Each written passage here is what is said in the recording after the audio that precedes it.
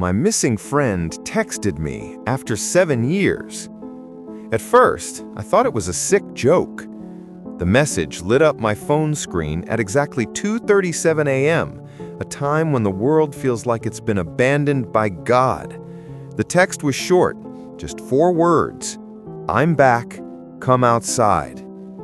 For several minutes, I just stared at it, my body locked in that half-awake, half-frozen state where your brain screams to move, but your limbs refuse. The number wasn't saved in my contacts, but I knew instantly who it was supposed to be. Ethan. 7 years ago, Ethan had disappeared without a trace. We were 17 then, 2 dumb kids who thought we were invincible, spending weekends hiking and camping in the woods outside our town. On that last trip, we'd set up a tent near Black Hollow Lake. One moment, Ethan was beside me by the fire, roasting a marshmallow and telling the same dirty joke he always told, and the next, he was gone. I searched all night, screaming his name until my throat bled. By morning, police and volunteers swarmed the forest. They searched for weeks. Divers combed the lake. Dogs sniffed trails that led nowhere. Eventually, the case went cold, and Ethan became just another unsolved story. His parents moved away, too broken to stay. I was left with guilt that dug deeper every year, replaying every detail of that night and wondering what I could have done differently.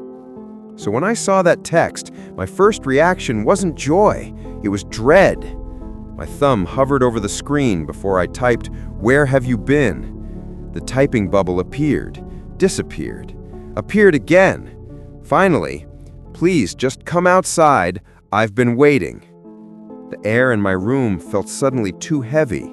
My apartment was on the edge of town, facing a quiet street where nothing ever happened after midnight. Slowly, I peeled back the curtain. Someone was standing under the street lamp. The figure wore a hoodie, faded, dark, exactly like the one Ethan used to wear.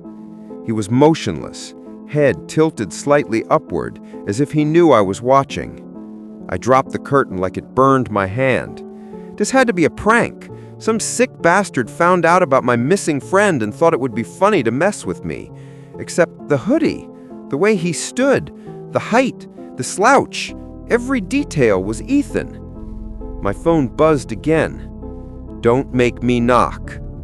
And that's when my blood turned cold, because when we were kids, Ethan had this stupid habit, 3 slow knocks on my window or door whenever he came over.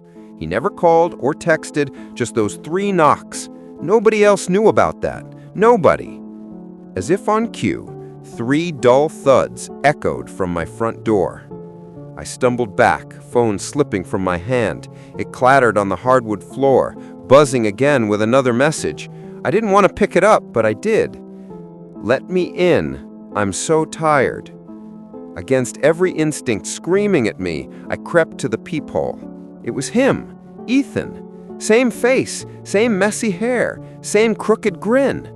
For a moment, I almost believed it. Almost. But something was wrong. His skin was pale like candle wax, stretched too tightly across his cheeks. His eyes, God, his eyes weren't Ethan's. They were dark, bottomless pits, reflecting no light. "Ethan?" My voice cracked, barely audible. His smile widened, splitting his face unnaturally.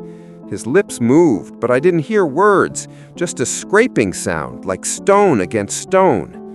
I fell back, heart pounding. My phone buzzed again, and I looked down in terror. Another text, but this time it wasn't from the same thread. It was from Ethan's old number, the one I'd kept all these years, even though it had been disconnected long ago. "Don't open the door. That's not me." My breath caught in my throat. I looked at the door again. The thing outside knocked 3 times. I didn't sleep the rest of that night. I sat in the corner of my room, clutching a kitchen knife, watching the shadow under my door until dawn. When I finally worked up the courage to open it in the morning, the street was empty. But that wasn't the end. Over the next week, the texts kept coming. Always at night, always the same demand, "Come outside." Sometimes he'd say things only Ethan could know, little secrets from high school. The way he carved his initials into the old oak tree at the lake. The name of the girl I'd secretly liked. I wanted so badly to believe it was him, but every time I peeked outside, I saw that same pale figure under the street lamp, unmoving, staring at my window with those empty eyes. On the seventh night, a new message came. Meet me at the lake. I can explain everything. I don't know why I went. Maybe I needed closure. Maybe guilt finally broke me. I just know that at midnight, I found myself standing on the shore of Black Hollow Lake, the same place I'd last seen my best friend. The water was still, black as ink. The woods loomed around me, silent. Then I heard it. 3 slow knocks. Not on a door this time, but on the trunk of the oak tree where Ethan had carved his initials. I turned, and there he was, standing by the tree, smiling. His hoodie was wet, dripping onto the roots. "You came," he whispered. My voice trembled. "What happened to you?" He stepped closer. His skin glistened like it was coated in something slick. His movements weren't right, too stiff, like a puppet being tugged by invisible strings. "Ethan!" My voice trembled. "What happened to you?" He stepped closer. His skin glistened like it was coated in something slick. His movements weren't right, too stiff, like a puppet being tugged by invisible strings. I didn't get lost in the woods. I was taken. His face flickered then, like bad reception. For a split second, I saw something else behind the mask, something tall, hunched, with limbs too long, crouching low to mimic human shape. "I missed you," it hissed. I stumbled back, nearly falling into the water. My phone buzzed again in my pocket. With shaking hands, I pulled it out. Another message from Ethan's old number. "Run.